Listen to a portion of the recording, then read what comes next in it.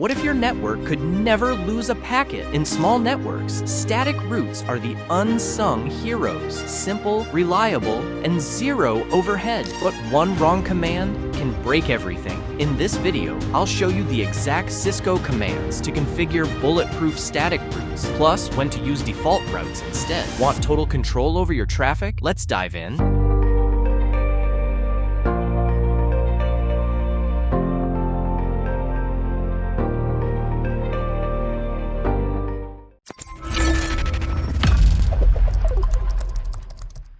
Static route configuration.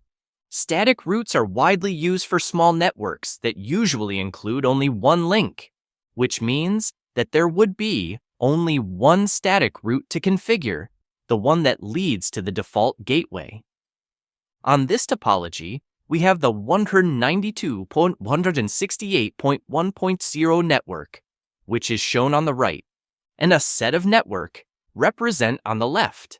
If we want all the small routers on the left to be able to communicate with the network on the right, we will have to configure a static route on router 1. The IP route command allows you to configure a static route. 192.168.1.0 is the network on the right. 3 times 2RFE5.0 is its subnet mask, and 172.16.1.2 is the IP address of the 011 serial interface of router 2. Basically, we tell our router 1 that everything that is intended for the 192.168.1.024 network, well, we send it to router 2, because he knows how to reach him since he is directly attached to him. The IP 172.16.1.2 of our order is a kind of way out. So, instead of an IP, it is possible to put an output interface. In this case, this is the interface attached to the router where our order is placed. A static route is configured for connectivity to remote networks that are not directly connected to the router. For communication to work end-to-end, the static route must be configured in both directions. For example, on router 2, you have to configure a static route or a default route, which would allow you to reach the networks behind router 1 through the IP of the serial interface at the other end, or through your own serial interface 0.1.1. In this example, we used a default route rather than a static route. This is very useful when the route from a source to a destination is not known, or to avoid maintaining many routes in the router's routing table, which is much simpler than going back to school one by one all the router networks that are behind router 1.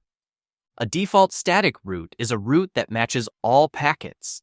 They are used when no other route in the routing table matches the packet's destination IP address, and when a router has only one other router connected to the network.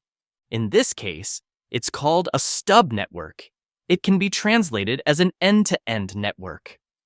The syntax of a default route is identical to that of a static route, except that the network address is 4 times 0, and the subnet mask is also 4 times 0. Now that we've seen the configuration of a static route and a default route, let's move on to the show commands. Most route tables contain a combination of static routes and dynamic routes. However, it must first contain the networks directly connected to it before any static or dynamic routing can be used. The order. Show IP route allows you to check the static routes in the route table. A static route includes network address, his mask, as well as the IP address or egress interface of the next hop. Static routes are indicated with the code S in the routing table.